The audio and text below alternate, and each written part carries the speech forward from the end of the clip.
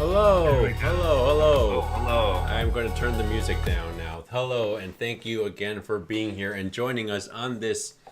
Well, for me, it's not a very lovely Sunday, but it is a Sunday. It's pretty crappy weather here. But that just means I have more motivation to be here with you guys, not outside doing something else.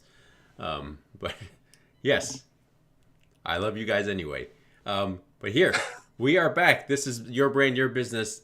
We are back after being dutiful sons and skipping the show on Mother's Day because we were, well, I don't know. I actually wasn't with my mother because my mother lives in another country. But I hope you guys were with your mothers or your mother figures, or at least you called them or sent them a text or did something special for your mothers and thanked your mothers on Mother's Day. But we are back after 2 weeks, and actually the previous 2 weeks we had 2 shows in 1 week, didn't we? Oh yeah, that's right. Yeah. I forgot it was like a Monday Sunday thing. Yeah. You know what that means. It's time for a double recap. I can't do recap, dude. I've got a cold. Okay. I can talk about what we talked about. Cannot give you a previously. Not with this Okay. cold. Well, I think Angelo might be able to give us a preview. Oh, you know what? Good point. Yeah. Yeah. Angelo, you are a special guest and a very special guest today because you get to do our, in your best Dragon Ball Z voice on the Previously intro on. Yeah. Previously on Your Brand, Your Business. Hey, that All was right. pretty good. I like it. That was good. Yeah. I So like it. what did we talk about, Galen? Yeah. So last Sunday, or not last Sunday, 2 Sundays ago, last Sunday's show, we talked about knowing your worth and valuing your business, where we went through a lot of the logistics of how you set price, how you get good at asking for your price, how you know if you should be asking for money for something that you do. And one of the things that interesting, not directly related, but interesting that came from that. So if you were there, this could help you as well. Is we'd used Online Performer Group, OPG's sort of pricing model, and then the next 2 Fridays they ran their own. They had their own show. They ran shows on showing off their model and applying it to a bunch of different people in real time. So if you want to go see it in action, you can look at, I think they did it on Omid's channel. I think it's just twitch.tv/Omid. So if you want to see a continuation of that, there's a lot of like in detail stuff about it. The week, or not even the week before, the Monday before that, we were on the stream scene, which Loco and Hunter Wild put on every Monday. And we were talking about work-life balance, and we all talked about how it's not something that we have and that we have different ways of getting to it and how we sort of strive for it, and a lot of it is knowing yourself, what you're aiming for. Apologies, by the way, if you hear a cat yelling in the background. Mine thinks that the outside's really exciting right now. But we talked about work-life balance and how that can be especially difficult when you're self-employed because, A, if you're working from home, you don't have the physical separation as much. And B, everything's on you. So you know that if there's a task undone, it's not like you can hand it off to someone else. You got to pick it up tomorrow, probably. Yes. Yeah. Great recap. Thank you so much, Galen. All of those are available to watch either here on StreamerSquare's channel as a video on demand. We highly recommend that you do go back and watch them. I think the topics are still pertinent and they will continue to be pertinent for some time. And also, like, we're always a big fan of promoting other educational content out there. So Omid and his work with OPG and his office hours show, they have a lot of great information from their vast experience as doing business managers and whatnot for content creators here on Twitch and also on others, social media platforms. But yes, today we're switching gears a little bit because we're no longer in our business hygiene theme, but we're still continuing with kind of like your business basics and business fundamentals. So last week, as Galen mentioned, we were talking about building your business, right? Knowing what you actually, what the components are required for your business, and then knowing how to accurately value that business. Now that our topic this week is about LLCs. So LLCs, otherwise known as limited liability companies, right? So some people mistake that for limited liability corporations, although an LLC can certainly be a corporation, and we'll get into that. But limited liability companies, that's what an LLC stands for. And this is one type of a separate legal entity that content creators can form. Generally speaking, and I guess this is a good time to get into our disclaimer. So I'm going to do really hashtag disclaimer. We are all licensed professionals here on this show, including our special guest today, who is a fellow attorney. However, we are not your licensed professionals, at least not right now. We could be, but you'd have to hire us first and engage us first. You'd have to pay us. Yeah, you'd have to pay us, right? What that means then is, all jokes aside, this information we're providing on this show is for general educational purposes. They don't reflect the opinions of Twitch, StreamerSquare, Loco, anybody else except for the people who are actually saying them. It's not legal advice or tax advice, and there's no attorney-client privilege or, financial planner and client privilege, although or relationship being established, other than us being just talking heads here, talking licensed heads here. I hear attorney-client privilege is big in the news right now. Oh God, is that still going on? I don't know if I want to talk about that. But anyway, That was probably like last week, wasn't it? Things move so freaking fast that I'm like, oh yeah, that was months ago. It's like, oh no. Yeah, I don't think it was quite months ago, but there's a lot of erroneous information out there, and we're here to help you. That's fair to say. We're here to help you get through some of that erroneous information. We provide this, we provide this educational information primarily for that purpose, right? We want you to be more comfortable as content creators and small business owners to tackle the questions that you may have about legal stuff, about business stuff. Don't be afraid of them, because the ostrich approach clearly doesn't work with this stuff. You can't just kind of hide away from it, assuming that it'll get better on its own. Typically, it won't. You can kind of look towards the people who are assuming that attorney-client privilege is dead and see how well their ostrich approach is working for them. And that'll give you an example. So, again, this also information is pertaining to U.S.-based content creators. While some of this information may be relevant or even applicable to people in other countries, we are not licensed in those other countries, so we can't speak to them. We may be able to refer you to someone who is licensed in those countries, so if you do have a question, feel free to reach out to us. And here, I'll repeat this later, but this is where you can find us, at least for Galen and I. This is Your Brand, Your Business. You can reach both of us on Twitter. We're very active on Twitter. Angelo, what is your... Oh, it's right there under your header. Yeah, that's my Twitter. That is... I planned ahead. Yes, very good. Nice work, Galen. So that is Angelo's contact information on Twitter. Please go ahead and follow all of us. I think the three of us have quite different Twitters. At least right now, I think they're pretty different. Huh? Like the stuff that we post. I mean, because you guys post baby stuff and I don't? Well, there's that. I post primarily baby stuff right now. Only baby stuff. Mine is pretty much, I mean, if you follow me expecting an attorney's analysis on, current events and everything, you're going to be disappointed. It's mostly video game stuff and anything I think is funny. Yeah. Final Fantasy and Halberds. Yeah. Well, Angelo's is, I joked with Angelo. I go to Angelo's to find out what's been going on the internet, because I haven't had as much time to be on the internet, and because like Angelo's and my opinion usually matches pretty well. So I try to be as neutral or apolitical as possible on my Twitter.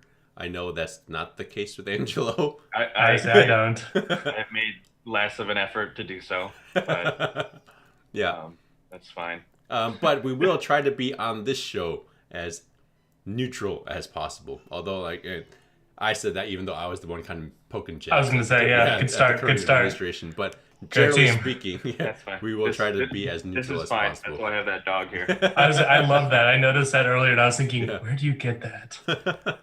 My wife got that for me. Nice. Actually. All right, Shelly, where'd you get that? Yeah, Shelly's in Just chat. Put it in chat. Hi, Shelly. Yeah.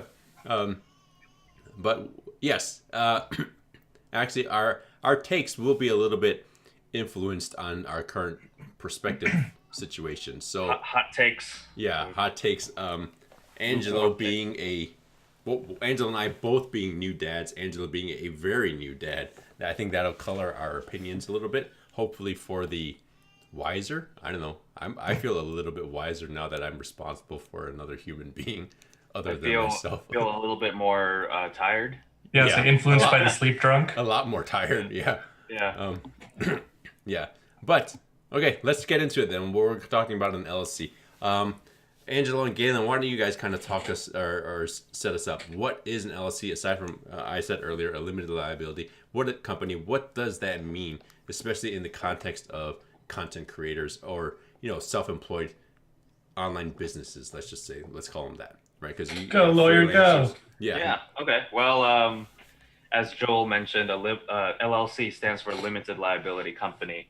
What it is when you form it, it is a separate entity. It's a separate legal entity that's your business and you are as a person. If you don't set that up, by default, if you are doing business, you're what they call a sole proprietor, which means you, the person, and you, the business, are the same. And I'm sure the other two people here can talk about all of the different tax implications of that. But in general, it's neater, I guess, to separate your personal dealings and your business dealings in a separate entity. And legally, what constitutes doing business? Right. What does Joel? What would you call it? I think, like, from a tax perspective, you have to be. What do they call it? I forget the exact phrasing that the IRS uses, but you have to be in search of profit, right? Or like you're doing this for the end result of profit. So it's profit motivations. Yeah, profit motivations. It's the best way to kind of describe it is to tell you what it isn't, right? So it isn't a hobby, it isn't a charity, it isn't something you do solely out of the goodness of your heart or just for fun, right? You have to be motivated by profit. That doesn't necessarily mean you have to have profit. In fact, you will see a lot of companies that don't have profit, but profit has to be an end goal. Right. No, and I think that's the best, most succinct answer to that. It's interesting in that I come from more of an IP side, intellectual property. So one of the big things in IP is trademark, and when you need a trademark is when you are doing something in commerce, and they don't even really define it more than that. So I think that's a good, in this doing something in the search of profit is the best way to describe that. And I mean, like, I think there's a reason we asked Angelo to appear as our special guest on this LLC episode. If you can't tell, if you've been a loyal watcher of Your Brand, Your Business, well, first of all, thank you. We don't really understand. First of all, what's wrong with you? Yeah, exactly, right? Thank you for being a loyal watcher of Your Brand, Your Business, even though we don't quite understand why. Hopefully we will have means to reward you sooner than later. Not like monetarily reward you, but hopefully we have some cool stuff coming out. Hint, hint. But if you have been watching Your Brand, Your Business for a while, you'll notice that Galen and I are definitely very business centric, right? I'm a business attorney. He's a financial planner, right? So that's just natural. Angelo comes from a IP law background, and the reason we wanted to bring him here is because while we're very well aware of the business reasons to have an LLC, those are by no means the only reasons to have an LLC. So we will be discussing that today, especially as content creators, where, most of the time Galen and I talk dollar and cents, right? But for content creators, there might be a more significant reason to have an LLC besides that it saves you money on self-employment taxes or anything like that. That's a little foreshadowing for you. And it's that's definitely a consideration you have to make, and why we wanted Angela here to kind of talk about that aspect. But yes, so it is a separate legal entity. And under the law, an LLC, or really any company that's a separate legal entity, is considered its own person, right? So even in the definitions of the tax code, when they say a person, and then a person is then defined as an individual or a company or a partnership or anything else like that. Actually, I might have spoken a little bit too much. Is a partnership a separate legal person? I actually don't believe so. Yeah. So that's what I was thinking. I didn't think it is, But an S corporation, yes. A C corporation, yes. A LLC, yes. Those are all separate legal persons. And then the reason we brought up some of those other potential entity choices, or formation choices rather, are that an LLC can be any of those, pretty much. An LLC is probably the newest entity kind of choice, which is why it's a little bit of the flavor of the month, and it's kind of preferred among CPAs and lawyers because of really it was created to meet a lot of the needs that a lot of small business owners have, or really any kind of size business owners have, while getting rid of a lot of the drawbacks of a lot of the other things. For example, it's a pass-through entity. It can be taxed as both a C corporation if you wanted it to be. It can be taxed as a S corporation if you wanted it to be. You can have it as a single member, or you can have it as a multi-member LLC. It gets quite complicated the more you kind of explore, but just know that it's kind of like a jack of all trades entity choice at the moment, which is why it is very favored. It's complicated to give you options. Yes. Yeah. Think about it. If this was a video game, the LLC would be the one that has like all stats that are just straight down across the middle, right? It's the one that has like an average and everything. It's the red mage. I was gonna say, what's the Dark Souls starting character that's just straight across the board? The one that's completely naked. Yeah. Yeah. Oh, I'm blanking on that. I have not played that, so I can't answer that. What? Dude, I get unreasonably salty at games. Tyler and Chat can Unsullied. Yeah. Unsullied, thank you. Tyler and Chat can attest to this. I get unreasonably salty at games, and from what I've heard, that's the last game I would want. Oh, you should play Dark Souls. It's not frustrating at all. So yeah, dude, I get salty at like Plants vs Zombies. Okay, so, yeah. At least start with Into the Breach, work your way up to Dark Souls in terms of saltiness. Yeah. Okay. And especially if there's no way you can get around it by like reloading different saves or save files or something like that. Yep. You can't do that. Save scum. Yeah. We learned this now. Joel is save scum. What did you expect? Right? I'm an attorney and I'm a business attorney and I try to do whatever I can to make sure I'm in the best position possible. Of course I'm going to be a save scum. Right? We talked about this, and this is I do apologize in advance. This is an episode where, while we have been trying to cut back on our tangents, this is not going to be that episode. We're not going to be good at it. Yeah, because Galen and I go off tangents all the time. Angelo and I go off on tangents all the time. And you put all three of us together, it's just going to be, Tangent Palooza or something. Welcome to Dark Souls Talk with yeah.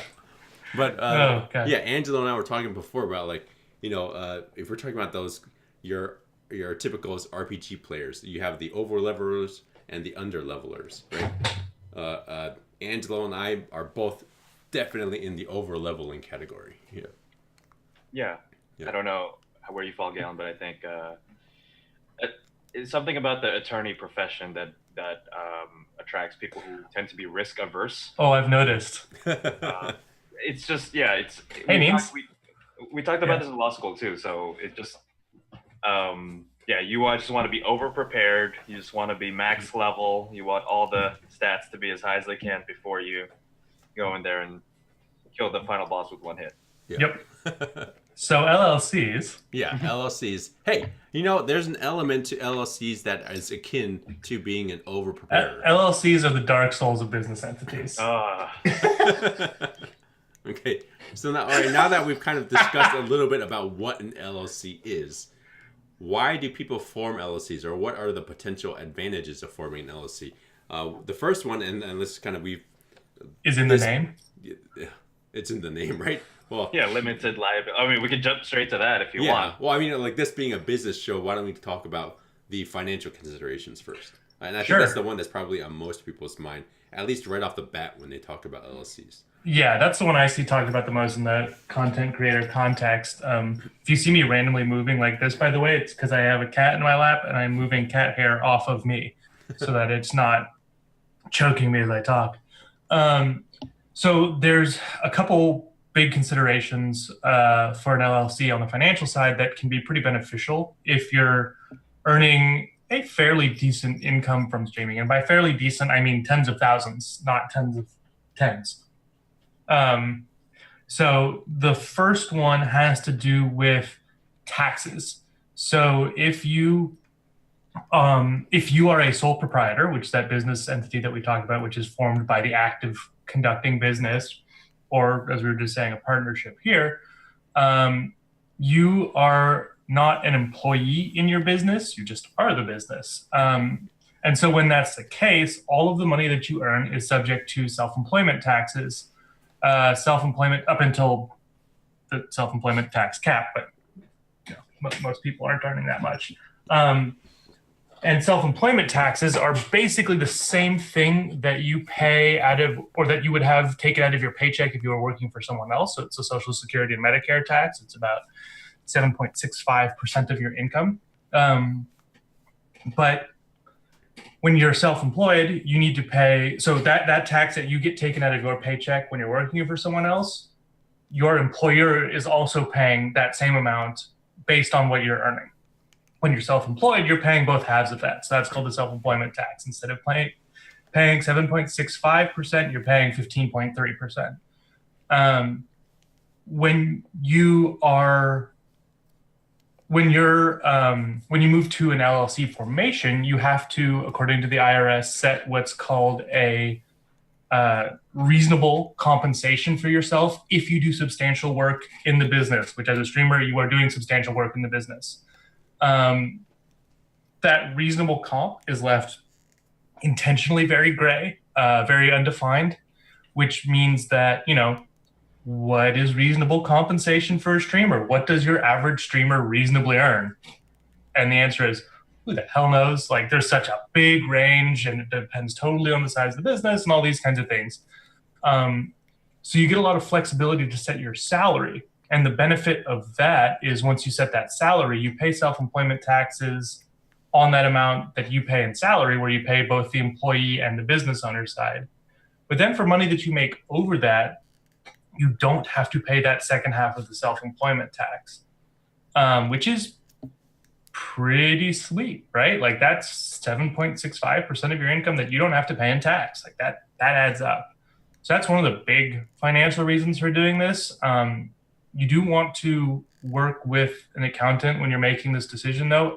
First of all, to set that reasonable comp level, because it partially would depend on essentially how, like, you want to set it so that you aren't likely to get audited. Basically, set it as low as possible without getting audited. The downside of that, of course, being that if you're self-employed and you want to set up a retirement account for the business, what you can contribute into that retirement account is actually limited by your salary. So there's a little sort of back and forth there. But you know, if you're earning $50,000 a year, which is a lot from streaming, right? If you're earning $50,000 a year and you're not going to be putting a ton into a retirement account because most of that's going to paying business expenses, paying personal expenses, that kind of thing, then it doesn't matter as much. If you're making $200,000 from streaming and you actually have spare cash flow to put into a retirement account, then it starts mattering. And so you need someone to actually do the math on that. Good questions there from Newsings. What's the rest of the money that you're not paying yourself a salary count as? It's called an owner's draw, basically. An owner's draw is the mechanism from which you take it. But basically, it's considered, so a salary is considered what you are paid for the labor that you provide for the business. The owner's draw piece, and the reason that the reason that it's not taxed as much is because the people who can afford to pay Congress for these laws are the people who also have these businesses. But the sort of rationalization behind why it doesn't have this tax is because that is the economic benefit that you are deriving from creating a business that produces excess profit. Basically, you're providing so much value above and beyond what would be reasonably paid to someone else to do that same job by owning and running your own business. See, I only slipped in a little bit of politics, but so that's what it's considered basically. You still pay income tax on it, just not as much of the self-employment tax. Yeah.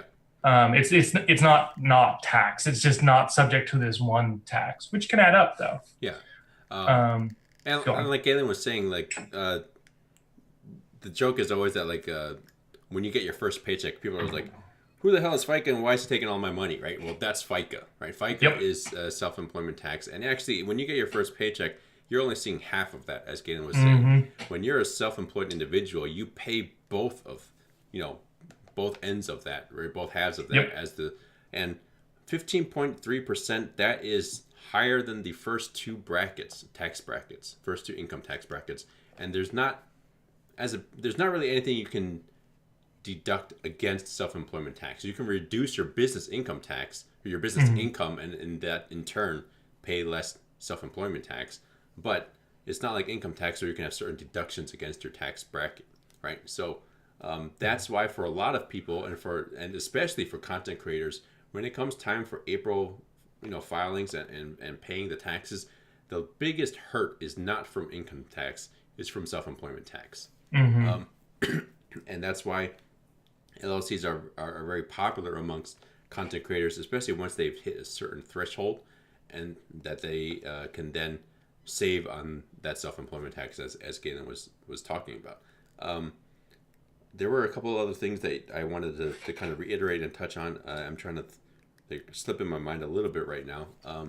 There's other considerations sort of on the financial side of forming an LLC. Yes. One is just that it costs money, right? Like it's not a free thing to do.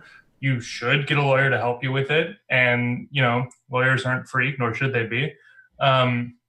Depending on the state that you're in, that state might have a filing tax or an annual minimum tax that you have to pay to maintain that status. And the reasoning for that is, A, it's extra paperwork for the state and all those kinds of things. But then B is you're getting a very real benefit from having this entity. And so you have to make sure that you're keeping it up, right? That you're actually doing it. And there are financial and behavior things that you have to do. And I think we should loop back to the behavior ones after we talk about more of the legal limited liability side, because the whole not piercing the corporate veil thing. Yes. But, we will talk about, just to do a little road mapping.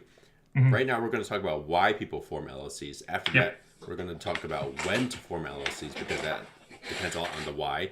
And then finally, what steps are involved in the formation of LLC, and that's when we'll discuss a lot of the behavioral requirements. But so the main financial one is avoiding that tax. It doesn't. With the new tax law, there was some uncertainty about whether or not you'd have issues with like being able to take the full qualified business deduction, the new thing, but that's kind of gone away. And this is and another sort of financial piece of it, like I'm talking about right now, is you get to choose how you're taxed.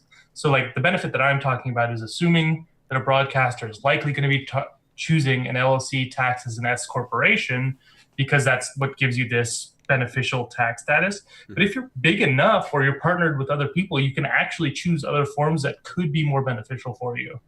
But at that point, we're talking about, the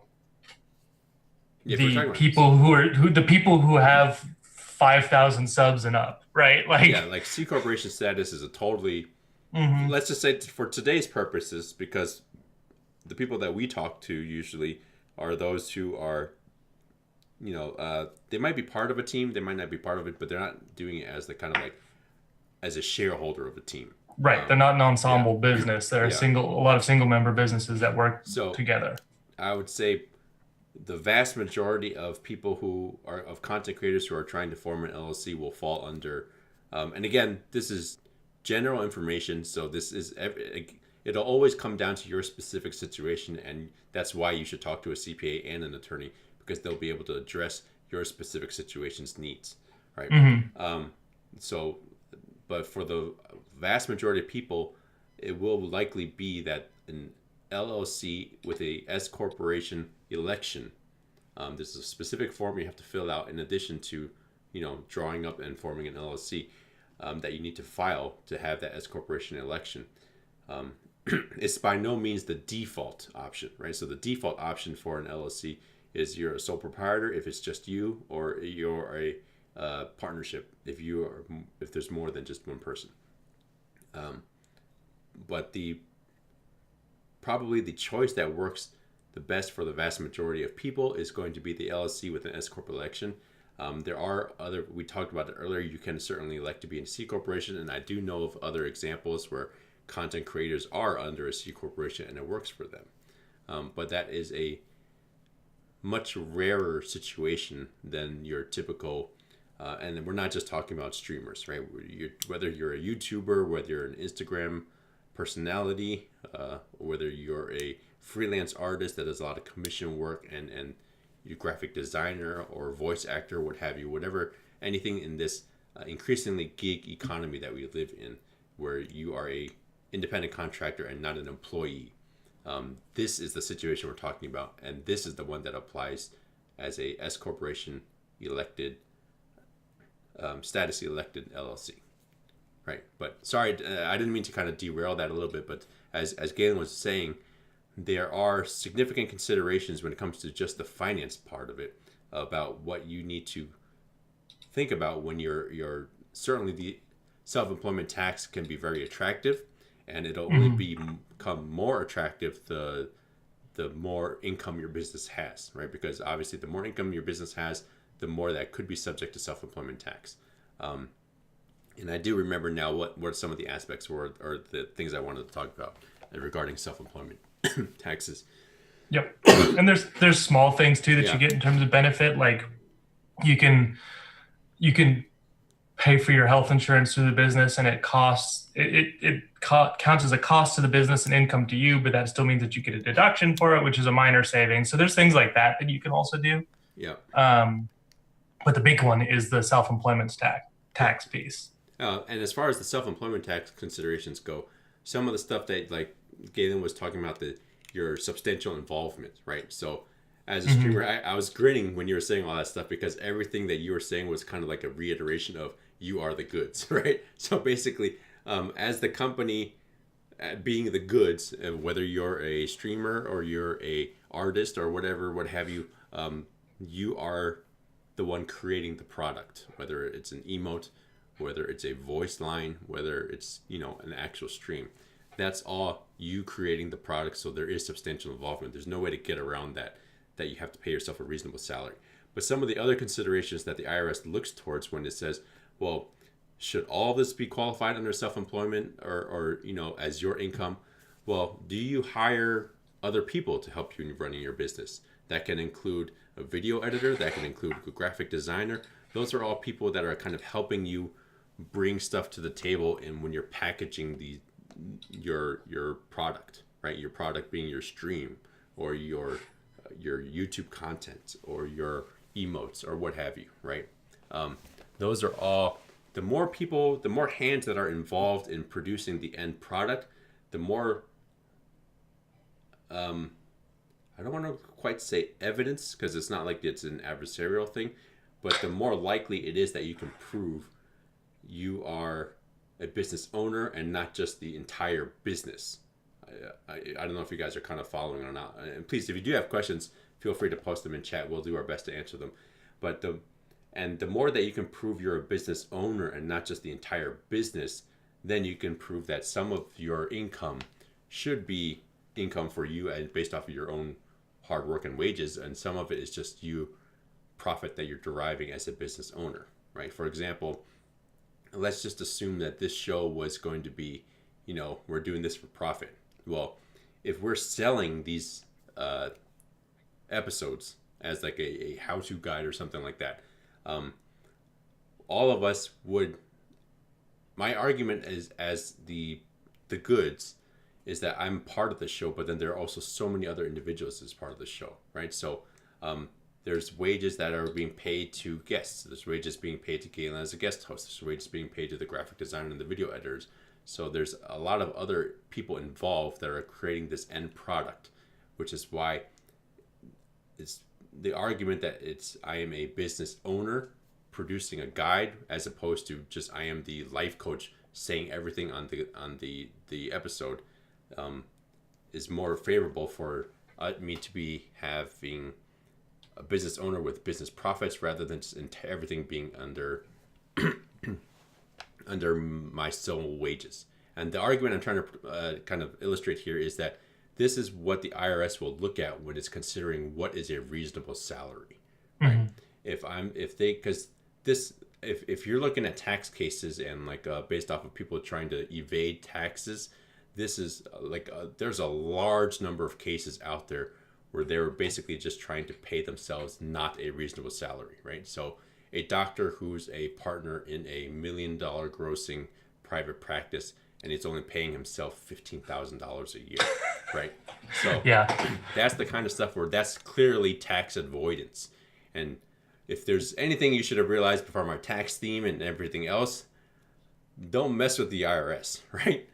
They might not catch you right away, but if they ever do catch you, it's going to be quite painful, right? There are people who have gone to jail for tax avoidance and tax fraud and whatnot. So this whole industry of content creation is still kind of under the radar to the IRS, but it's not going to stay that way forever, especially when you see the kind of money that people like Ninja or other people are earning.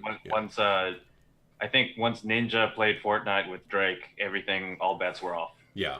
At least more eyes on it for sure. Yeah, once Ninja started being interviewed on MSNBC regarding how much money he makes. Yeah. When the New Yorker writes an article about. Yeah. I was going to say the fact that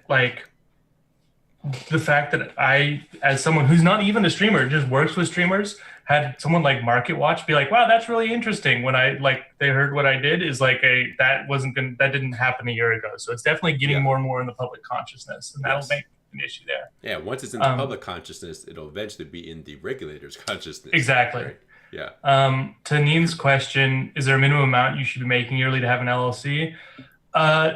There's not a set minimum because it depends on a lot of factors like how much it costs to set up an LLC. So if I recall, Neen's, you're in California, and the minimum fee annually for a California LLC is $800.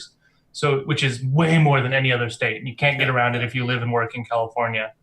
Or even if your business has presence in California. Or even if your business has, yeah. So the idea is like there, you'd have to be getting a tax benefit greater than $800 at least, right? To even, and that's, if you're talking about it just from a financial perspective. There are all sorts of other perspectives, like on the legal liability stuff, where they could say, you know, if you were some sort of public figure who who was also streaming and you wanted to keep your streaming stuff separate from your other stuff, then like the lawyers can talk about that. But on this pure money side, there's the 800 at least. Good point there, Angelo, because it's actually like 1.5% of gross receipts or something like that.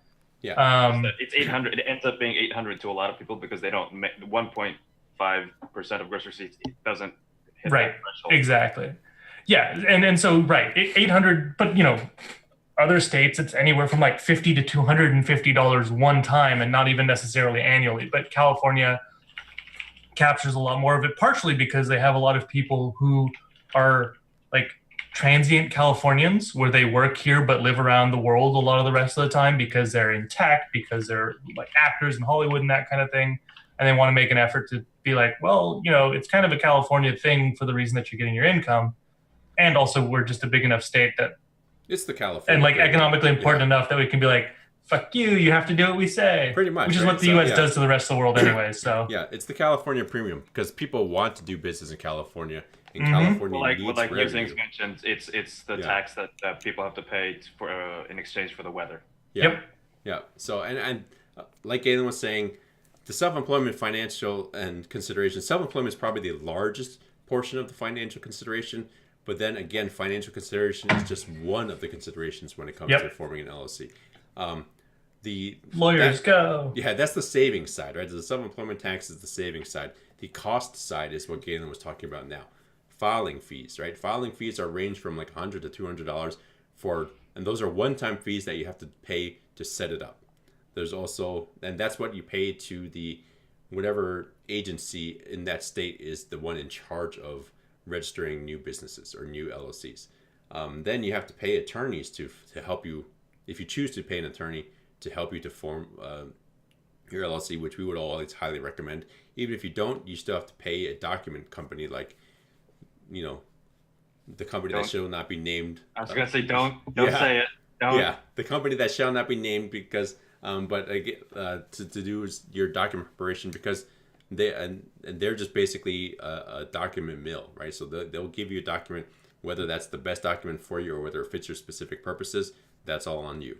And then there's also other reoccurring costs that Galen brought up before, and we were just discussing the California minimum franchise tax, which is probably one of the extreme examples, being $800 minimum every year. Other states have filing fees that can range from, I've seen things like $15 every 2 years to $50 every year to $100 every year, right? So there are always different annual reporting fees or biannual reporting fees as required by different states. Those are the on top of the financial cost of that, I think there's also just the requirement to remember to do those filings. Like yep. California, you have to do. I think it's you have to do an annual information.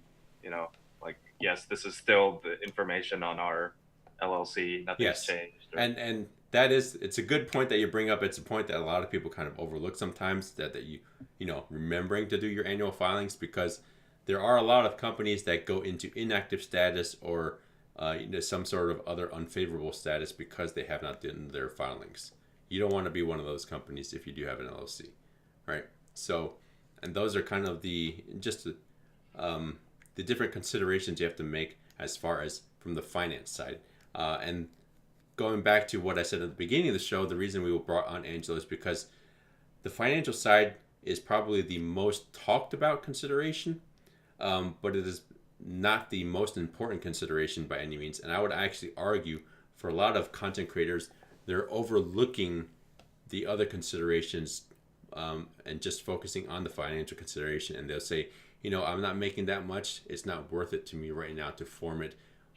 I would say, hold on, you need to consider these other aspects, which are your legal considerations and then privacy considerations, which is it's kind of a subset of your legal considerations, but it's important enough for online figures and public personas that we are actually talking about as its own separate consideration. Angela, why don't you talk about a little bit about the legal considerations first about having a limited liability company? Sure. Yeah. I mean, and for me, I guess when you have a hammer, everything looks like a nail. Like for me, as an attorney, this is what first comes to mind when I think of a LLC, is the limited liability aspect of it. All that stuff that Galen and Joel talked about with the taxes, I would hire someone like them to handle that for me because I don't understand it as well as they do. This stuff, when I think of an LLC, I think of a means to limit my own liability. What that means is, as we talked about earlier, an LLC is a separate entity under the law. They look at it as a whole separate person. So generally speaking, of course, there's exceptions to everything in the law. That's why lawyers have job security. Generally speaking, if the business is liable for something, and by liable I mean they could be sued or they owe something, that's the business's problem, and it doesn't affect you personally. Now, what I mean by that is the business could owe X number of dollars because of some lawsuit or whatever. They can go after the business's assets, but they can't go after your assets. They can go after, let's say you have a business account, you have equipment or whatever. They can go after that, but they can't go after your personal car, your personal house, your family's property. And that's what I mean when I say it's good to keep things separate. Now, there's exceptions to that, and there's ways to weaken that, and I think that's what they were alluding to earlier with talking about piercing the corporate veil.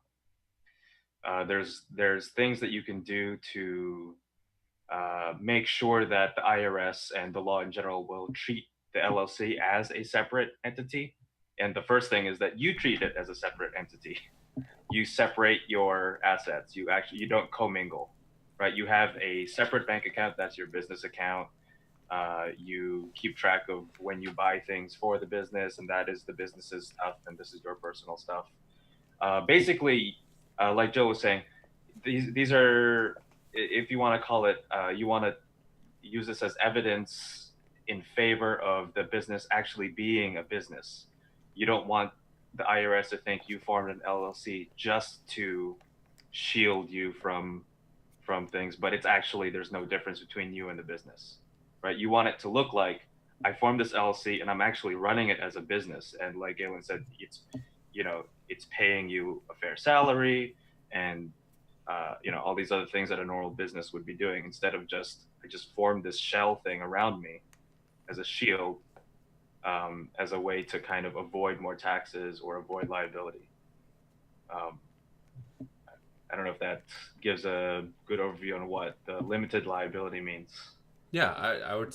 That's pretty much. I think that's the big piece, right? And kind of. I apologize. I was picking up. I was picking up this guy. Right, he was staring at me outside of my studio office door just to see what was going on. So I'm gonna have to get my cat soon. Yeah. This is Bring Your Pet to Work Day here on Your Bring Your Business. But soon to be followed by Bring Your Baby to Work Day and Your Bring Your Business. Not me. Yeah, Galen, get on it. Soon. No. Yes, soon.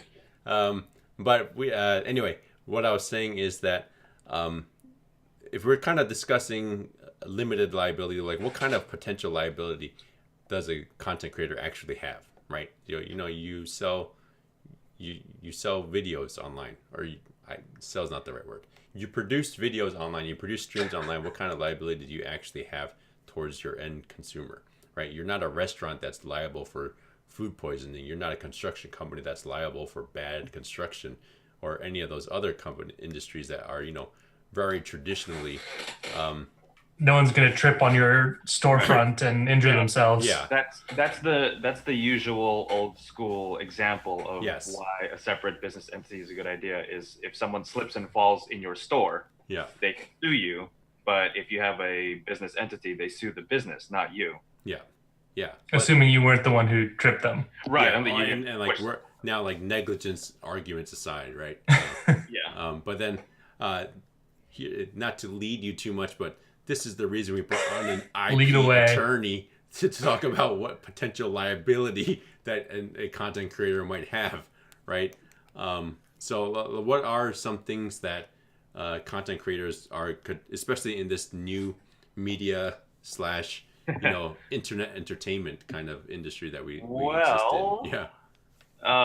Speaking as an IP attorney with an IP hammer, everything looks like an IP nail. If you're a content creator, are you actually creating all the content that you use? Or are you using a logo, an avatar, an overlay, etc., that you downloaded from the internet from someone else without their permission, etc.? It's not free just because it's on the internet. Are you using music that, I bought it on iTunes, I can use it I can stream it, right? No. All of these different examples of potential liability for just IP infringement, for example. Those are things where if you were found to be infringing, is that something that they could come after you for? Yes, absolutely. If you had a separate business entity, that could potentially help shield you from that liability versus you personally having to deal with that. That's what comes to mind for me. That's the kind of issue that I would typically have to deal with, right? But as we've seen in recent months and weeks, there's all kinds of trouble that streamers can get into. Yeah, and I think definitely the IP concerns were probably still the most prominent when it comes from a liability standpoint, right? But then,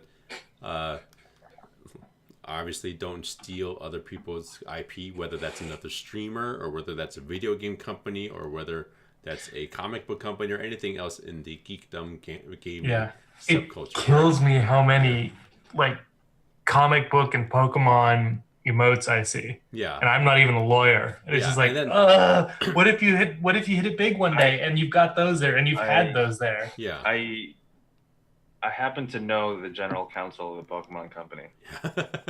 Yeah. That's pretty sweet. And he doesn't like that. Yeah. Let's just say the two companies that I would argue I probably see their IP ripped off the most are the ones strictest about their IP and the Nintendo and Pokemon. Right. Well, Pokemon's under Nintendo, right? Or It's a Nintendo separate and company, but yeah, but like I think they have whatever some licensing. Nintendo and Disney, right? Oh, So Disney, like Jesus. so like Marvel under Disney and everything else like that, right? Star Wars under Disney. Like the ones that got ripped off the most are the ones that are most. I would not want to cross Disney. Yeah, like they give no shits about going after some mom and pop have you seen store. Rogue One? Has everyone here seen Rogue One? Am I not spoiling? It was 2 years ago, dude. I think you're okay. Yeah, you're in the buffer zone. I feel like if you get sued by Disney and for ripping off their IP, you are one of the rebel in the hallway when Darth Vader starts walking slowly down. Yeah, the hallway pretty much. Yeah. Yeah. Pretty much. Yeah. Yeah, that's like that scene blew me away, by the way. Yeah, that was really awesome. Have you guys tangent again, have you guys seen the fan cut? Speaking of IP infringing stuff, have you seen the fan cut from the end of Rogue One to the beginning of I guess it would be episode 4? No, but is it the whole it's dumb because they know that they've got the plans on it and still like let it escape and that kind of stuff, or what? Well, it's pretty much like because they cut from, again, spoilers now if you haven't seen Rogue One or A New Hope, right? The original. If you haven't seen A New Hope, I don't care. Spoilers for a 1979 movie. Right? Exactly. That's been like in the public consciousness and constantly referenced since like the mid 80s. Well, a movie that's older than all three of us here, right? So yeah. It's basically that Darth Vader scene going into the beginning of New Hope, where like they're talking about with Leia with the crawl plans. And then they're chasing. Yeah, mm-hmm. Yeah. I mean, that was pretty cool. Like that kind of that tied the whole Star Wars universe back together for me. So I thought that was really cool. The thing that made me laugh about that is then in A New Hope, Leia's like, "What plans? What are you talking about?" Yeah. And like, if you cut straight from one to the other, it's like, I mean, come on. Yeah. There aren't that many Corellian cruisers that you could be on, and or Corellian Corvette, I guess it was. Apologies, Corellian Corvette. Showing. Yeah. Right. Not only that I said the name, but then corrected it. Yeah. Or a blockade runner, Galen. But yes, those the back to what we were talking about. The two companies where their IP is probably ripped off the most don't are make the ones. A Pokemon emote. Don't plaster your overlay with Nintendo characters. Yeah. So like essentially, even though no one's going to be tripping on your streamer channel, right, and suing you for a slippery floor, it doesn't mean that there is no liability. We're talking about the IP stuff, and really, like, if we're talking about the actual damages that could be awarded for someone slipping on your storefront versus ripping off an IP, sometimes I would take the storefront, right? But not only that, and kind of Angelo alluded to some of this. Now there's other ongoing concerns now about, we're talking about slander. We're talking about libel stuff from streamers who, like, if you gave a bad review of a game company, can they sue you for, disparagement or anything else that kind of does that you've done to their brand, or if you've done anything else, right? There's all kinds of stuff that are going on now that are just more than just the IP infringement stuff. Can they sue you for, let's say they paid you an enormous amount of money to promote their game or to sponsor the game, and now all of a sudden they're unhappy with the services you provided. These are all instances where you have potential liability as a streamer for the services you provide, or as a content creator for the services you provide. And even if you are in the right, it's still good to know that you have, at the end of the day, your potential liability or damages to you as a brand are cut off from you as a person. We joked earlier about Angelo and I being new dads. Once you have a family, that consideration is just even more so elevated, right? Because now it's not just your own assets, but it's your family assets that you have to worry about. It's, are they going to sue you for your house and that what your children live in, right? There's a lot of different things that are definitely very important for streamers to consider, and not just the IP infringement liability, but also as you're seeing more and more businesses come in, that just means there's more and more opportunities for damages and liabilities. Like, yeah, you brought up the example of if a game company hires you as an influencer to promote their game, who is signing that contract? Are you signing that contract as you, the person, just by yourself, as a sole proprietor, or are you signing it as a representative of a business? That makes a huge difference as far as who they will go after, or who they can go after if that contract goes sideways, which you hope it never does, but that's why you have a contract. Yeah. Right. Slander, defamation for talking, negatively about a game or other streamers or whatever. It's it's up in the air as to whether or not, obviously it depends, but as far as Joel saying, can they sue you for, usually the answer for right there, I cut you off and say yes. Whether or not they can win is another story, but in our system, the threshold is usually very low as far as whether or not they can sue you. Yeah, it's easy to sue, more difficult to win. But anytime you agree you're going to be appearing in court, you are going to have costs associated with that. And I guess I didn't even consider, if you were the one making the statement, could you be liable as an individual if you were the one making the statement for defamation? That's probably, I would actually think that's one of the exceptions to the limited liability. That LLC or corporate. I should correct myself there and saying, just don't go around defaming people. It's probably not a good idea, right? But in general, those are others, like the whole contract going sideways and different things happening. Those are all definitely, you want to have that separate layer there of protection, as much so as you can possibly have, right? Even if it ends up that a court holds that doesn't shield you in any way, or the shielding or it doesn't protect you as much as you would hope, at least there are different steps. It's another, I don't really want to say obstacle, but that kind of is what it is when it comes to the actual litigation, right? And I'm not a litigator, so I can't layer of protection. Yeah, you want to call it that? Yeah.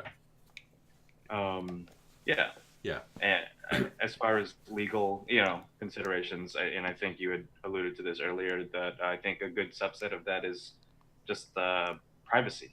Yes. I don't want to go into that now. Yeah. But streamers are by definition kind of putting themselves out there in the public eye, right?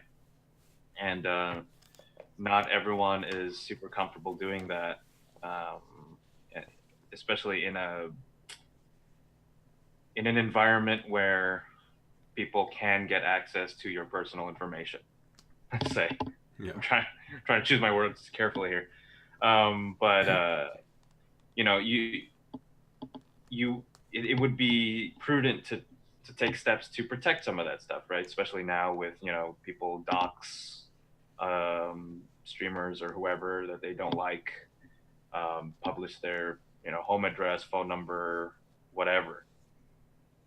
So if you are a sole proprietor and you're signing stuff as if you there's no protection. You are out there as your name, your maybe even potentially your address and stuff, and those are things that depending on your situation, you might feel more strongly about protecting, right? Mm-hmm. Like Joel said, maybe things change when you get married or when you have children. Like suddenly it's not just you, and that you're worried about. You're worried about the other people in your life who might be affected. It's sort of that superhero secret identity argument of like they'll come after who I love. Yeah. So you suddenly have more of a reason to not want to be to kind of protect the personal side of your life from the more public side of it. So if you have an LLC, that's another layer maybe of I don't know if you want to call it obfuscation. LLCs are like onions. Yeah. Yeah. They make everyone cry. Depending on the state that you make the LLC in, and every state has different requirements. But there are a few states that are particularly protective of your privacy, such that if you form it in that state, there's very little that people can find out about you, or that you're even associated with it. As far as searching public records, California actually tends to be one that's very open about it. So if you form an LLC in California and you put your address down on the form and file that to form the LLC, that form is public information. So actually, now that you say that, it reminds me, I did write an article on forming an anonymous LLC. Let me see if I can find that. There you go. Yeah. As far as it's not strictly a legal consideration, I guess, but it is something that falls within the kind of advice a lawyer would give you if keeping your information private is of importance. That an LLC can be used as a tool to just keep some of your more sensitive information out of the public eye, or just make it harder. And really, like, the people who tend to harass you, or the trolls that would kind of go after, hoping to dox a streamer or something like that, they usually are only motivated to so much of a degree, right? So any obfuscation, sorry, I'm tripping over my words today. Any kind of obstacle you can kind of put in their way to help, discourage that. A lot of times they'll just, if they can't get to it easily, then they'll give up, right? And obviously that's not going to apply for every single case, but if you can do a lot of things. For example, with an LLC, you can apply for a federal EIN, and now you're not using your social security number when you're signing. You can do that before having an LLC. Yeah, you can do that before. You can EIN for free from the IRS at any time. Yep. And then you can also, choose a different name for your LLC rather than the name that you go on for. So if I was really concerned about my own situation, I wouldn't choose Shanghai Law LLC. I would choose something that nobody would assume is my LLC, and then I would protect that name also, so that, because when you're searching public records for LLC information, you have to know the name, generally speaking, of the LLC too. So by being able to disguise that as another means, or as a different thing, then that's another way of kind of just think about it as putting up a almost like a privacy firewall, if you will, right? Just another layer of between the information that someone might be trying to find and then what's actually available. Right, and that could even extend as far as your name. If you never, we don't have the luxury of doing that as attorneys. A lot of our stuff is, by definition, public record. Yes. But if you're a streamer that goes by a particular streamer name, there's no reason you ever have to give your real name, right? If you don't want to, if you're more sensitive about people knowing more about you, and that potentially coming back to harm you in real life, you can keep that completely private, and then that never has to come out in anything, even in anything that any business dealings you have, if you have an LLC kind of between you and the other party. Yeah. There's no government regulation right now. There's no online content creators registration database or something like that where you have to put your actual. There's no Sokovia Accords for. I was gonna say, you're making it sound like the X-Men with the mutant registration. Yeah. There's nothing that you have to kind of file what your legal name is and what your brand name is or whatever, right? Well, and part of the good news with this too is that a lot of this stuff has been litigated and worked through, from my understanding. I live near LA, right?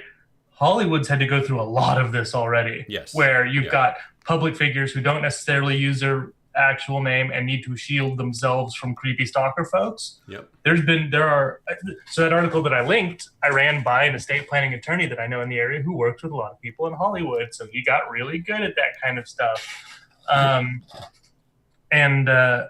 So you're not the first to be in this world, although you may be the first to be, although you're some of the first to be in this world where you probably already had a digital footprint, and then you started doing this, so it can be easier to trace back. Yeah. like, I mean, you can find all sorts of stuff from the name Chickenators, I'm sure, from when I was like 13, right? And it's probably stupid as shit, but it also might have my name associated with it. So, I mean, I have to have my name public given the type of business that I run. But if you are in a similar situation where you picked your screen name for forever ago and then you signed up with it on Twitch because whatever, it's just going to be your username there. And then you started streaming and then you hit it big. That's, I think, where part of the issue can come up. And maybe there's some cleanup stuff to do too. And LLCs can help with that. For example, yes, like one thing that a lot of streamers don't currently do, but that they should do is file for trademarks, right? You want to get a trademark for your brand name, your brand logo, assuming your brand logo isn't an IP infringing one, right? And then once you have all that stuff, you know what? There is a trademark database, so there's no streamer registration, but there is a trademark database where it has to show who owns that. Well, you don't want to put that under your legal name. You can put it under your LLC, right? Mm-hmm. But that is one way that, like, I guess I am kind of shooting myself in the foot now. Like, well, they say, oh, now they'll find out my LLC name, right? Well, yeah, but there are ways to do an anonymous LLC, or if you want to do another layer, you hire an attorney and have that attorney listed on as the trademark. Yeah. Should we start going through the logistics of forming an LLC and maybe including the bits about forming an LLC where you can keep your name off of it as much as possible? Yeah. I mean, like lawyers. Right before that, let's talk about when to form an LLC. Now that we've talked about the why, and then we can talk about the steps, right? Okay. So the three main considerations then that we talked about, and this will go pretty quickly because we've been, highlighting this stuff already. The financial considerations, the legal considerations, and the privacy considerations. So when you should form an LLC is going to depend on your evaluation of those three considerations. Like if all you're concerned about is the tax savings, well, you have to see how much am I bringing in, is my business bringing in revenue to the point where my actual self-employment tax savings and the benefits associated with that are valued at more than the actual filing costs and the recurring costs that the LLC will have. Those are your filing fees, registration fees, fees you may have to pay for a CPA for additional filings for returns or annual reporting fees, that kind of stuff, right? So that's just a simple balancing, right? So how much am I saving? How much am I spending? Once you save more than you actually spend, then that's a good time to consider forming an LLC. Galen, I saw that you did some napkin math. What was that number? About $10,500 for just in net revenue for just the $800 California franchise thing, since it was Nina Lee who was asking. Okay.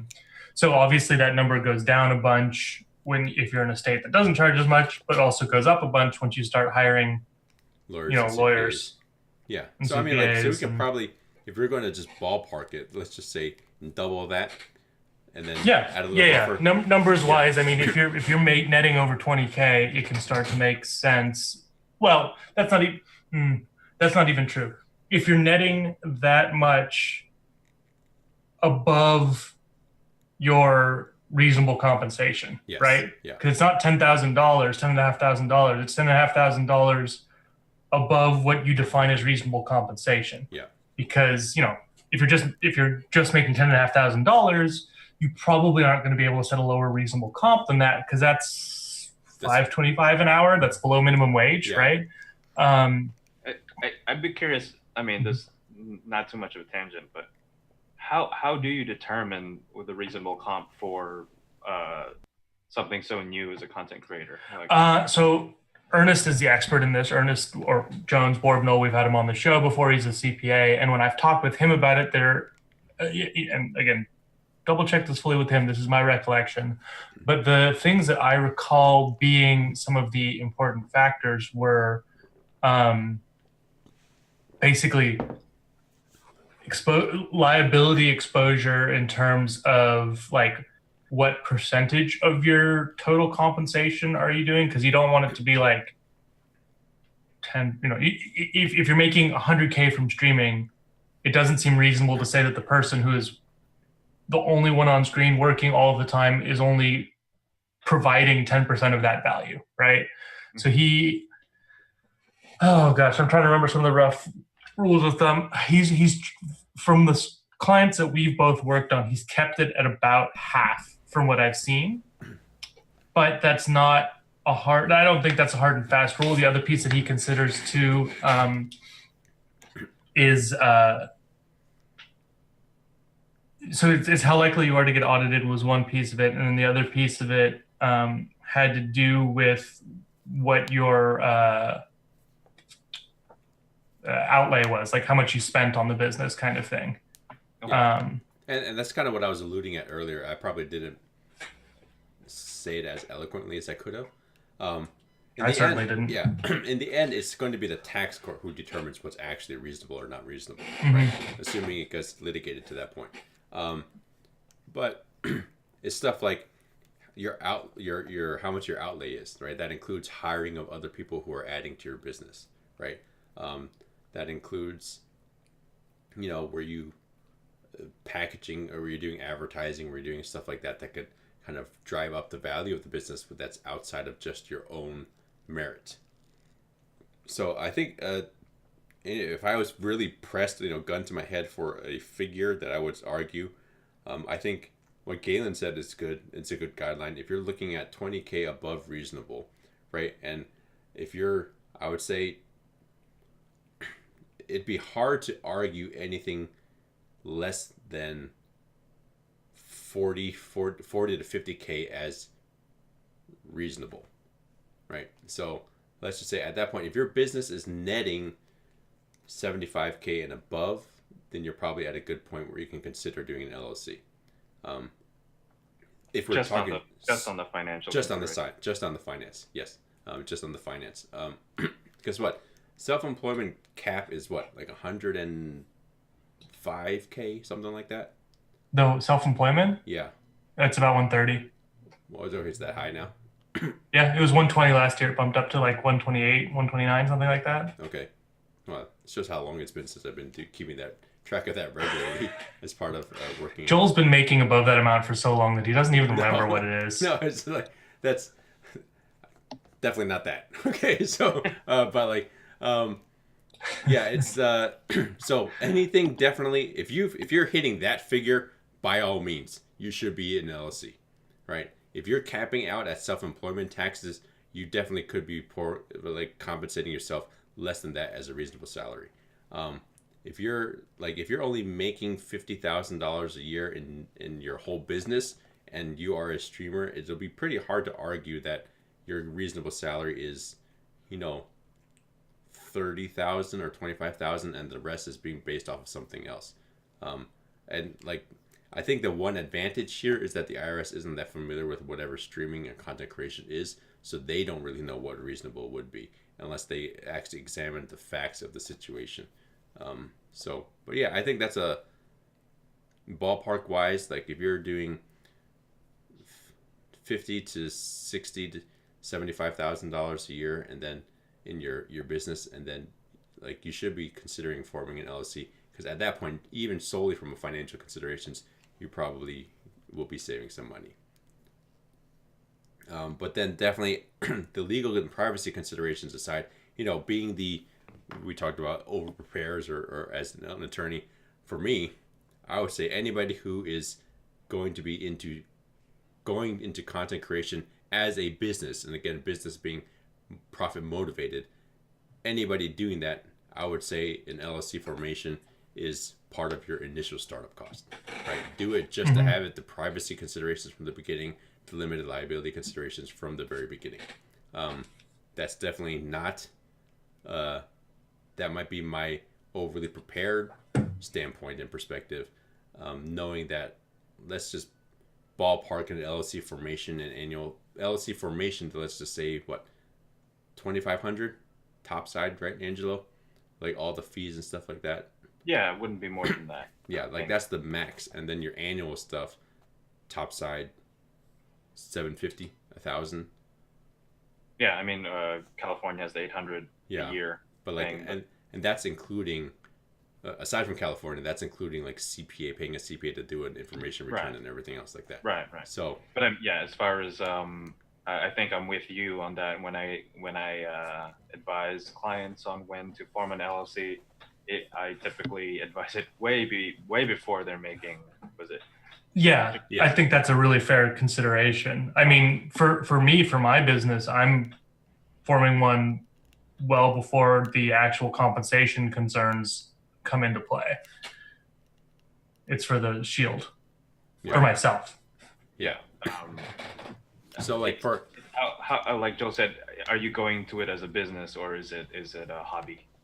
Is this something that you're going to take seriously as your primary, or as a source of income? yeah, I mean, if you have the means to do it, and if you can kind of like budget this as part of your startup costs or your investment into this business, I would say it's worthwhile to form an LLC from the very beginning. If not in the very beginning, like Angela said, way before we get to that 75,000 part, I would even argue like once you're getting into this being a part-time wage, if we're going back to, Galen and my panel from TwitchCon, like the going full-time thing, once you're streaming and content creation is giving you a part-time wage, I think that's a good point to start considering an LLC, because at that point you have a certain amount of exposure also just for your liability and privacy concerns. Yeah. And then like we said with the privacy stuff, it depends entirely on how sensitive you are to that. Yes. Some people Yes. care about it more than others. I've Yeah. talked to people who want as little of themselves out there as possible, and they would do it. This would be their very first step. Yes. Yeah. And I've talked to people who just don't. It's just not a consideration to them. They use their real name everywhere. They'll have people send them stuff at their house, and then for them it would be more of a financial consideration versus being worried about their privacy. Yeah, and I think that's a great summary. So next part is then what are some of the hows of the LLC, right? So how do you form it? What is required as far as a behavioral perspective, and then kind of some of the stuff that the two of you were bringing up. Why don't you guys kind of start us on that? 2 out of the 3 of us have basically our full names as our Twitter handles. Well, okay. This is an and example. Joel isn't a big jump. This is an example of one, our situation is a little bit different because yes, we are in professions where there is government regulation. Part of You that can government regulation search means, online and see. yeah, part of that government regulation means our legal names have to be out there because you have to search to see whether we actually are licensed professionals or not, right? That's what we were saying going back to the X-Men Twitch registration database thing. There is none of that for you guys, so that's why consider that consider that a benefit. Angela's working hard behind the scenes. I'm that senator or whatever. So the one that turns into Jello. Yeah. All right. So consider that you're a plus for you right now, right? That's so our situation is not exactly the same, right? But yeah, if you're a streamer, please don't use your legal name as your handle, at least not until you have other considerations to make. Yeah.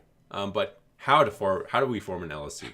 Angelo, how do we form an LLC? And then Galen, from the business side, what are some of the things that you need to be cognizant of when we form the LLC to kind of maintain it? Well, I would say to form an LLC, hire an attorney to form it for you. But and what does Lucid Law charge?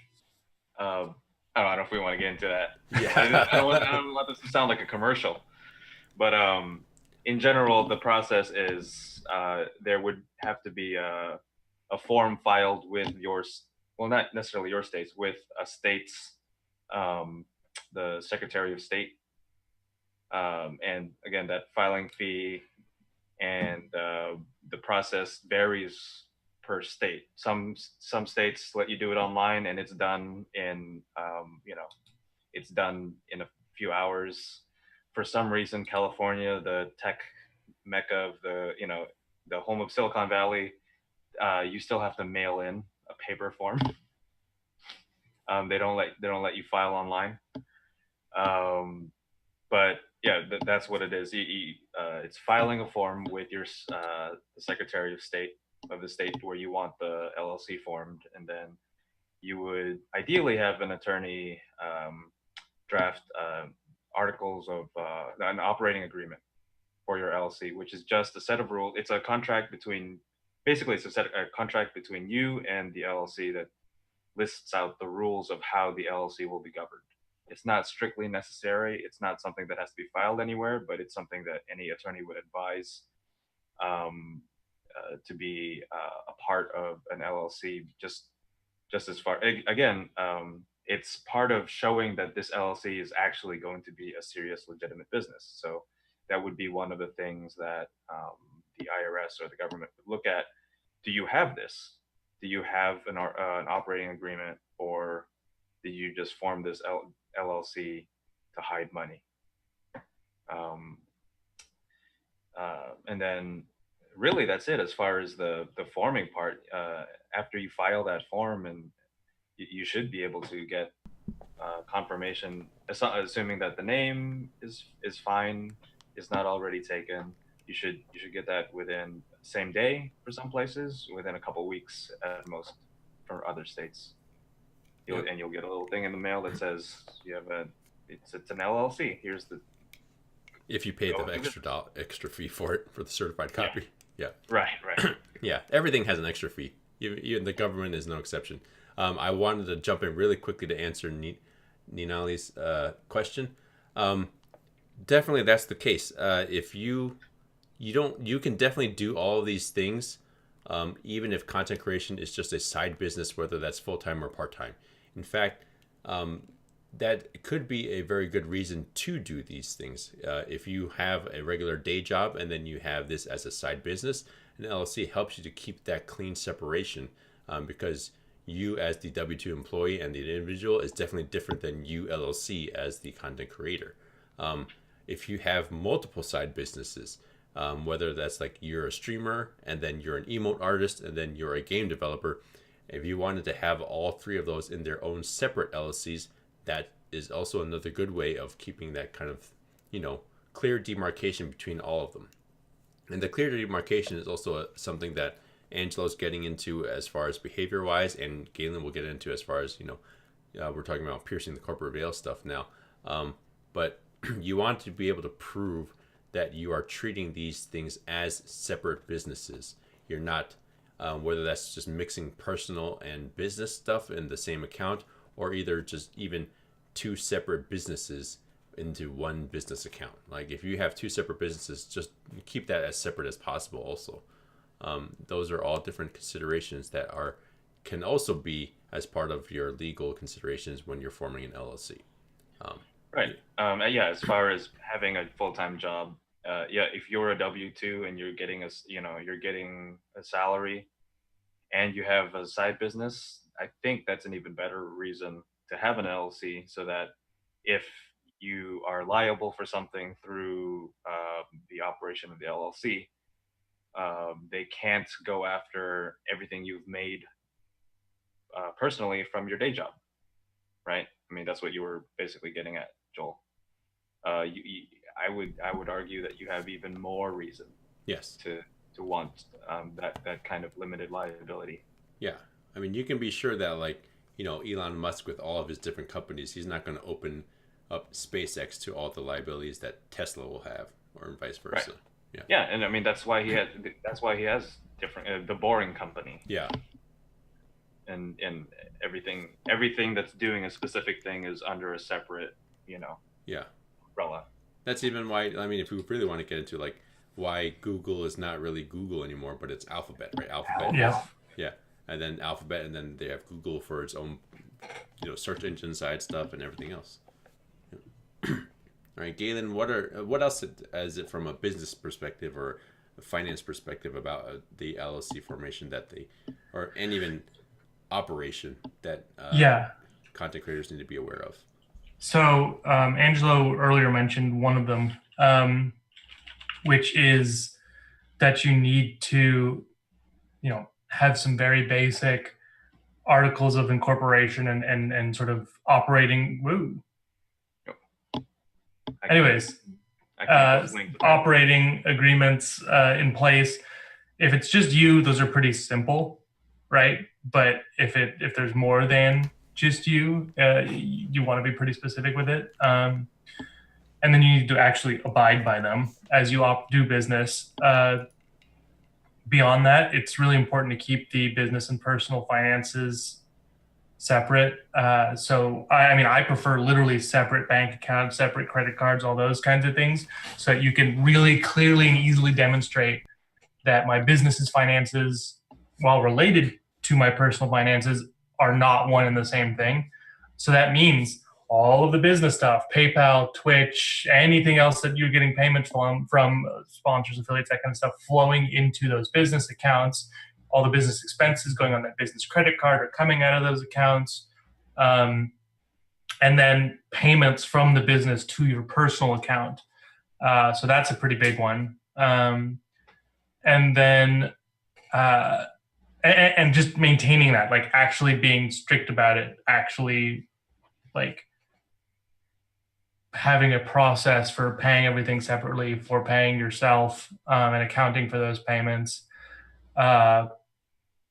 And besides that, sort of on the business, side, it's most of the hygiene things we've talked about, but like really making sure that you're keeping business and personal different. So if you do work from home, making sure that you're only crediting the business for the portion of the home that you actually use if you're looking for a home office deduction.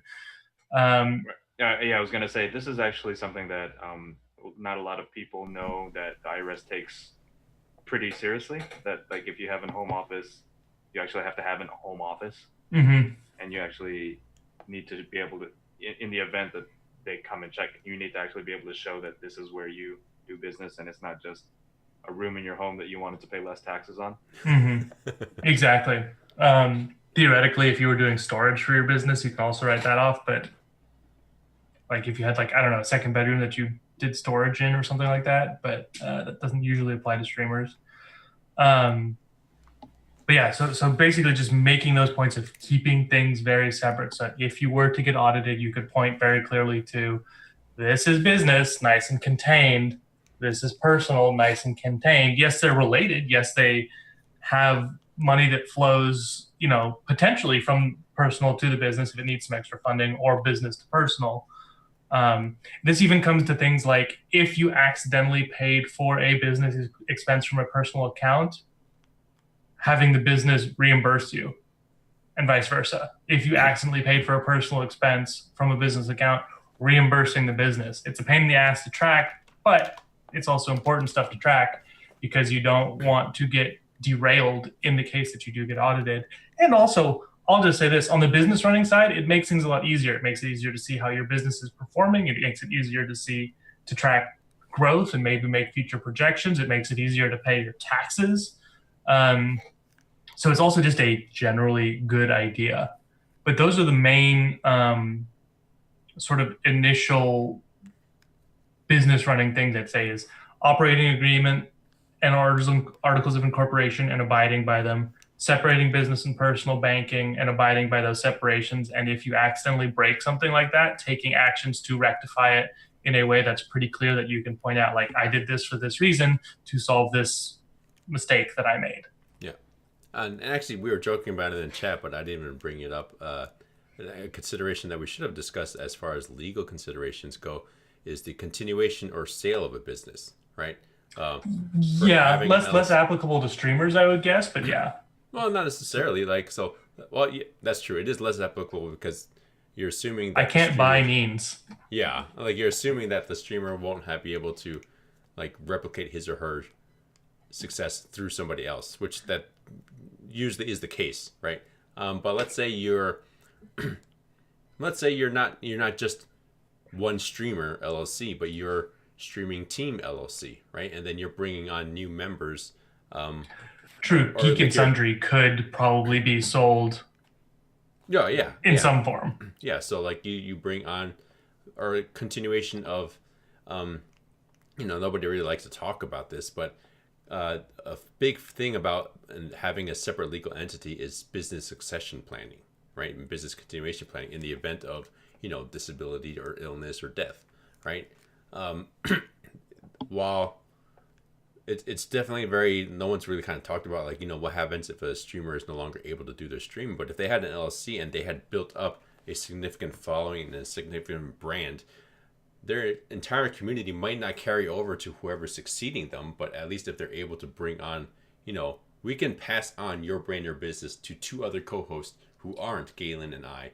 I guess theoretically you could sell the revenue trails from people who forget to turn off their subs to you. Yeah, right. So there are, or like even just there's something to be said about your community as the goodwill of the community, or your book of business as your community, right? Those are all different things that are, if you're, I guess in the end, streaming the industry develops, or content creation rather, as the industry develops, you're going to start seeing a lot more of the concerns that already existed in traditional businesses now become applicable to content creation.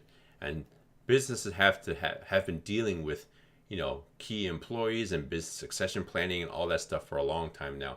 And sooner or later, it'll also come to content creation, right? You're going to see how if I am a public figure who has built up a significant following, known for a particular brand of game reviews or play style or what have you, or a podcast or what have you, if I'm able to, make that a separate legal entity and then start grooming someone to help take it over, or grooming a co-host to kind of bring on and you want to sell them a portion of your company, to incentivize that they, are motivated to do well in this company, then you need an LLC for that. You can't sell a portion of your sole proprietorship. Yeah. And that also goes to, it simplifies the process if you have trademarks or copyrights or other assets, intellectual property assets that are associated with your business but are owned by the LLC. Yes. Yeah. You could, in theory, sell them much easier, or in a much more clean fashion. Mm-hmm. Yeah. If I had associated with you personally. Exactly. If I had an extremely popular emote or something like that, like, let's say I own Kappa for some reason, right? And then I wanted to sell the rights to Kappa, or the licenses to Kappa and everything else, I'd have to make sure it's within the LLC and everything. How does that interact with Twitch? Well, assuming Kappa actually were your own asset, how does it interact with Twitch? Well, I mean, like, you're starting to see it now. Emotes don't exist solely on Twitch either, right? They become merchandise. They become other things. Even on Discord. Or even in games, platforms. Like they're showing up in games as part of IP in games. But has Twitch been fussy at all about selling those kinds of assets that are primarily based on their platform? Well, they're not even, like, the graphic isn't owned by Twitch. It just happens to be that PNG or that JPEG is then uploaded to be used on Twitch, right? So they can't really, if it's a IP I own, like I have my own emote, right? If I wanted to sell this t-shirts with that emote on, Twitch can't do anything to stop me from selling those emotes, right? Yeah. That's what I was asking, if they were being fussy about the on-platform part of it, the part that they actually do touch. Not that I've heard. I think so far, the only things I've ever heard about that is if emotes violated community guidelines or terms of service. Gotcha. Okay. Yeah. So, but yeah, I think that we covered quite a lot of information today. If there are actually, I think we're going to save some time for the end of the show for us to kind of discuss a little bit about. I'd like to get some feedback from viewers. I know there's a lot of our loyal viewers here, just about like what kind of stuff you would like to see more on your brand, your business in the future. Believe it or not, all of us here actually have our own respective Twitch channels too. 2 out of 3 of us here are actually Twitch affiliates, and we're going to get Angelo there very quickly. So you're not an affiliate yet, Angelo? What? No, it turns out having a newborn baby kind of gotcha. with the requirements for getting affiliate status. Yeah. I didn't realize that, but if it makes you feel better, I got affiliate like April, May of last year, and have streamed like 3 times since then. Maybe for me also, but like, yeah, so there are we like putting out educational content on there. We are always looking for more types of educational content we can put out, including whether that's related to your brand, your business, or anything else. I mean, for those of you that don't know, Angelo here is actually my co-host for another show that I do called Nerds at Law, which that one right now is primarily on my channel, but we will in the future be taking turns on whose channel that actually airs on. All right, so whether that's my channel or Angelo's channel, and I don't think we even mentioned in the beginning, Law Ninja in chat right now is Angelo. right? So if you see Law Ninja talking, that's Angelo. So please go follow him also. Go follow Galen's channel and go follow my channel. Yeah. Just gonna type it in real quick. To never get any streams from me ever. Maybe if I finally get a new gaming PC, I might stream something. But right now, my computer can hardly run OBS and a small indie game at the same time. And I don't mean small indie game in the way that people jokingly say small indie company about Blizzard. I mean it like Faster Than Light, which came out 6 years ago and is like pixely. Hey, but we all saw the gaming PC's next on your tech upgrade list. It doesn't mean it's soon. Next is very different than soon. I know, but that's still, it's eventual, right? Yeah. Yeah, eventually. Yeah. So there we, yeah. And if you did have a console, you could always stream directly from a console too, right? I'd have to get a capture card, wouldn't I? I have a Switch. No, a Switch can't do it, but I think PS4 does straight to Twitch. Yeah. So the Switch is the first console I bought since my Xbox 360 that I bought in 2008. Okay. So I've got an Xbox 360 from 2008. I've got my Switch, which I actually got as a Christmas gift I didn't even buy, and I've got an N64, all of which function. I still play Mario Kart, but I don't think you can stream from an N64. Those you would need a capture card, yeah. But if you had a PS4 or an Xbox One, those all have, you could link it directly and stream from those. That should be your thing, though. You should just start streaming N64 games. Yeah, you'd be the retro streamer. Yeah. But anyway, why is this guy so terrible? The game he's been playing for 20 years. Yeah, aside from gaming stuff, let us know what other kind of content that you would like to see, whether that's us. I know Galen and I had talked about it before, but kind of like a director's commentary version of Your Brand, Your Business, if you will, where we go back and kind of look at what we said, annotate what might need to be updated, or just kind of explain things that might be a little bit better. Or, just follow us to watch. Currently, Nerds at Law is on hiatus because we're two new dads, right? But we will be back soon. Knock on wood soon, right? Where we discuss, and that one we discuss legal issues that are all around content creation. Not necessarily business related, but also just other different things that are going on. Hypothetical lawsuits about things streamers would be involved in. Sounds fun. Yeah. Hey, Tomination, how's it going? Yeah, we did talk about that a little bit, and we can kind of repeat that now. So we were talking about what are some potential liable situations, or situations where a streamer will have liability, right? And we said by far probably the most obvious one would be IP infringement, right? So if you had an emote that was infringing on somebody else's IP or intellectual property, or if you had you did a game that was you did a video, but for some reason you decided to stream somebody else's video on your channel, right? Or you were just doing YouTube videos, or you were playing someone else's music, you were doing some game that the developer didn't want you streaming their game or anything like that. Intellectual property infringement is probably the most obvious way that you can have, and these aren't even hypothetical lawsuits. There have been actual lawsuits for content creators based off of intellectual property infringement.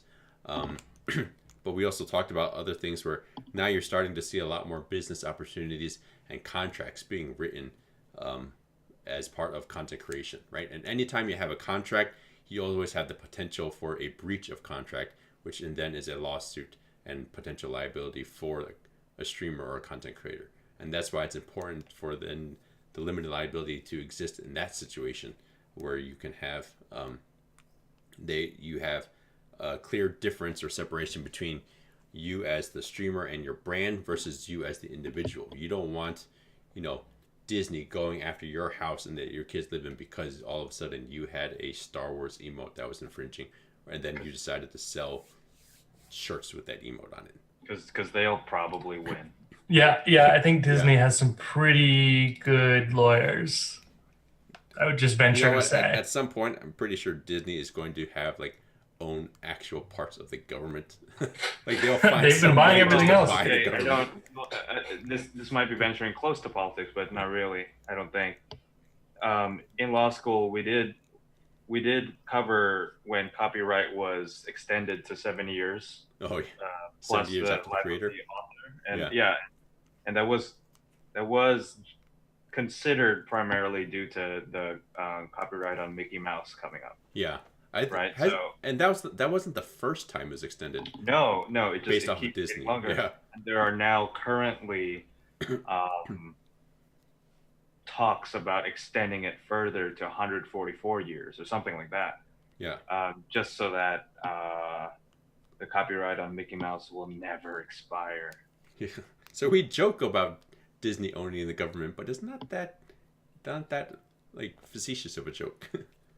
Yeah. Yeah. They have significant influence. Yeah. Because they own a lot of things. Well, and everyone knows Mickey Mouse and all that kind of stuff. Yeah. All right, I just got back from a weekend at Disney World, right? So it always surprises me, and I'll say it right now, I'm a huge fan of Disney, right? I love Star Wars, I love Marvel, I love Disney, also I love Pixar stuff. You name their original IP last. Yeah. Yeah. I love Marvel, I love Star Wars, I love Mickey Mouse and all. I love ESPN. Well, those are the things that's probably my order, right? But it's not that I love Disney stuff any less. Okay, I only went on 3 rides this time, and part of that is because I had a 6-month-old daughter. I was gonna say because you. Yeah, but then those 3 rides were It's a Small World, a Winnie the Pooh thing, and God, it's a small one. A carousel, right? So yeah, so it's not that I went on any Marvel or Star Wars rides, or even hell, now that Disney's going to own Fox, what else did they bring into their within their wheelhouse? So next time, just drop Baby Outlaw off with Chibi Alcid, and then you go on your own, and you're good. We're gonna do that at TwitchCon. Yeah. There you go. Success. 2 Asian dads. Yeah. Actually, slightly on topic, by the way. Ernest, I texted Ernest to ask about his rules of thumb. I actually said, "What's your TLDR on the factors you consider unreasonable comp?" Yeah. He said, luckily, he said the things that we said. Depends on how much they make and the nature of what they do, but he says 30 to 50% of their net revenue is a good starting point. Yeah. So he uses that as a starting point and then adjusts from there based on their total comp and all these other things. Yeah. Good guy, Ernest, for getting back to you so quickly. Yeah. But yeah, so at the beginning of this tangent, what we were talking about, we were saying all of us have respective Twitch channels, which we hope to be able to put out more content in the future, both educational and not as educational.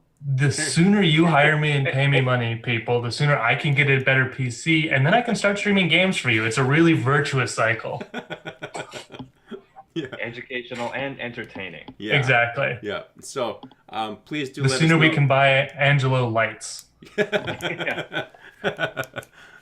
So let us know if there's any type of content you would like to see from us in the future here on StreamerSquare or on our respective channels.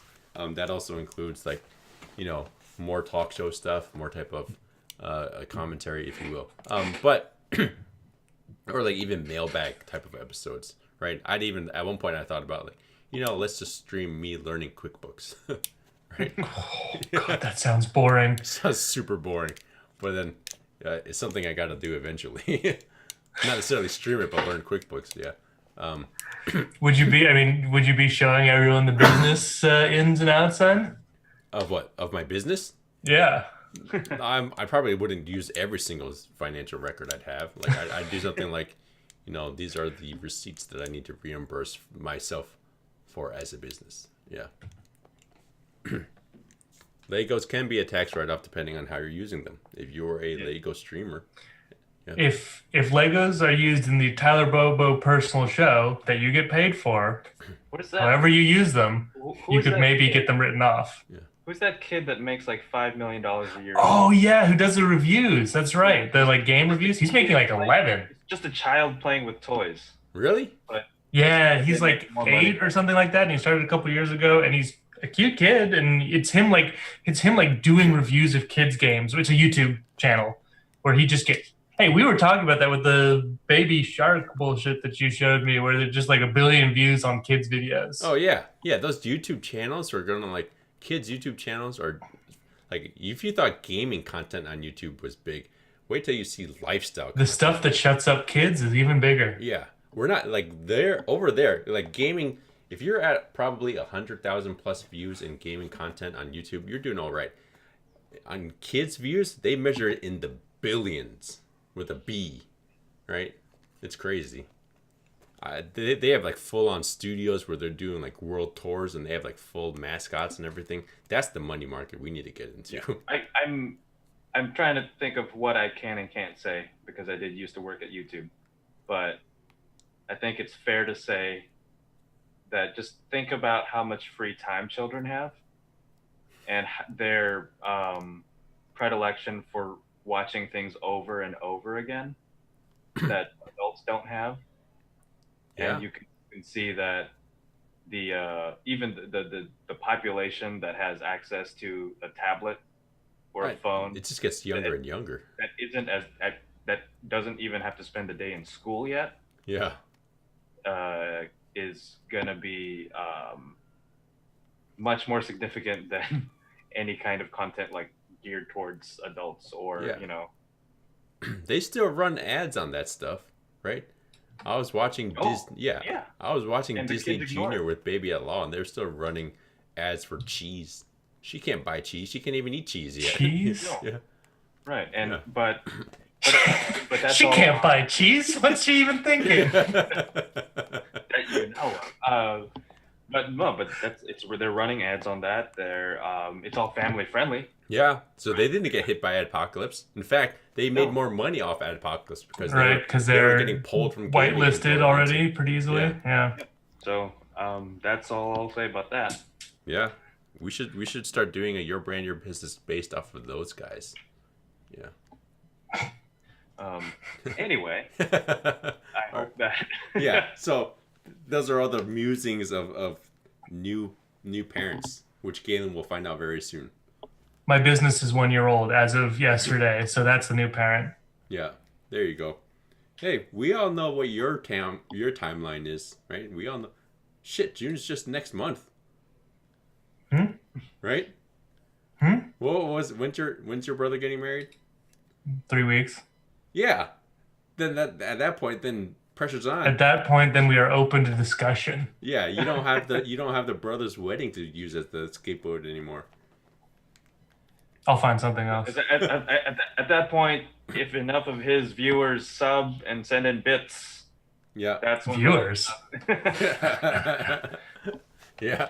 Anyway, so we've started rambling a lot now, but yeah, so that's where the reason we make this show is because all three of us are very passionate about content creation as an industry, right? We like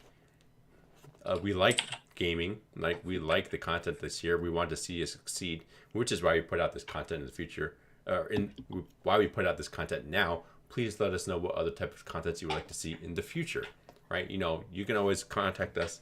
You can contact us there at our Twitters and respective Twitters and Angelo's Twitters also, right? Yeah. Angelo, anything else you want to talk about, or you want to say where they can find you and what else is going on with you? Twitter is powerlifting.